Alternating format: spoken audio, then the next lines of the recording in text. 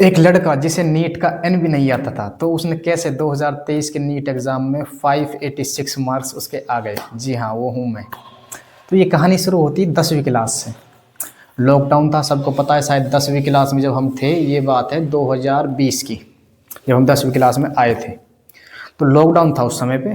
तो कई महीने तक लॉकडाउन चला, हम पढ़ते भी नहीं थे सही, बचपन से कभी हमने नहीं पढ़ा।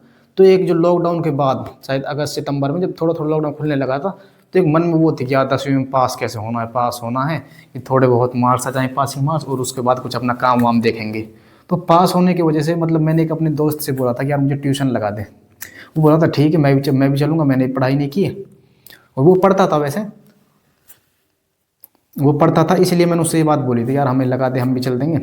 तो बोला ठीक है यार, लॉकडाउन में भी नहीं जा पाया, तैयारी करनी है, पास तो होना ही है, चल देते हैं। तो मैं गया, और जब मैं गया था ना, मुझे सही बता रहा हूँ, वो होती है ना प्लस माइनस की, मतलब जैसे +5 है, -5 है, इनको कैसे ऐड करें, ठीक है। जैसे इधर मल्टीप्लाई है, इधर की साइड इक्वल में डिवीजन है, इनको अदल बदल करके कैसे इनको काटना पीटना, जो बेसिक सिंपल कैलकुलेशन होती है वो तक नहीं आती थी। पाइथागोरस थ्योरम होती है ये, मतलब पाइथागोरस थ्योरम क्यों होती है ये तक नहीं आती थी, ठीक है। मतलब बहुत सारी चीज़ें मुझे हंसी आती है आज भी, ऐसी चीज़ें नहीं आती जो बच्चों को आ जाती हैं, वो चीज़ें भी नहीं आती थी। फिर जो पढ़ते पढ़ते मैंने सीखते हुए, जैसे मान लो कुछ चीज़ें मैं टीचर से पूछ लेता था, तो वो भी हंसते थे यार तुझे ये भी नहीं आता। कुछ चीज़ें मैं यूट्यूब पर देख लेता था, तो छोटी छोटी टर्म जो नहीं आती थी उनको नोट डाउन करके दिमाग में कहीं रख कर उनको घर पे जाके या किसी से पूछ लिया, स्कूल में पूछ लिया, धीरे धीरे समझने का प्रयास करता था। जीरो से, बिल्कुल स्क्रैप से शुरू किया था मैंने। तो करते करते मेरा 2-3 महीने के अंदर ऐसा परफॉर्मेंस हो गया, सब सब्जेक्ट में अच्छा था, लेकिन मैथ में थोड़ा कैलकुलेशन की वजह से थोड़ा हल्का पड़ रहा था, ठीक है। फिर कोई बात नहीं, फिर मैंने टीचर एक और बदल दिया, उस पर पढ़ने धीरे धीरे सुधार आने लगा। तो 10वीं का जैसे मान लो 2-3 महीने के अंतराल में ही मार्च आते आते मेरी परफॉर्मेंस पूरी क्लास में मुझे लगता है सबसे बेस्ट हो गई थी। तब मेरे अंदर कॉन्फिडेंस आया कि यार पढ़ाई में कर तो सकता हूँ। तो उसके बाद तब तक नीट का नाम नहीं सुना था।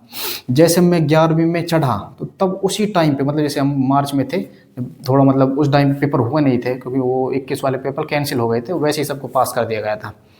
तो तब कहीं शायद कोई रिजल्ट आया था नीट का, उसका रिजल्ट में शायद शायद एक लड़का था, मतलब मुझे याद नहीं प्रॉपर, कोई नाम था शायद शोएब आफ्ताब, ऐसे ही कुछ 2020 में, जो ऑल इंडिया रैंक 1 थी। फिर उसका कोई मैगजीन देखा मैं कि नीट क्या होता है, तो पता चला कि ये साइंस से होता है। और बायोलॉजी मुझे वैसे ही पसंद थी, 10वीं क्लास में थोड़ी अच्छी पढ़ने लग गया था, तो पसंद भी आ गई।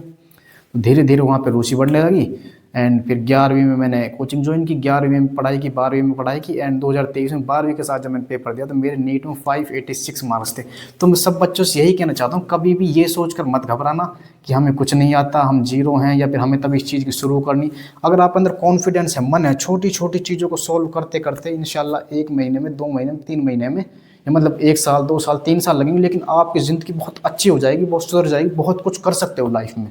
तो कभी भी हार मत मानना। मैं आपके सामने लिविंग एग्जाम्पल हूँ इस चीज़ का।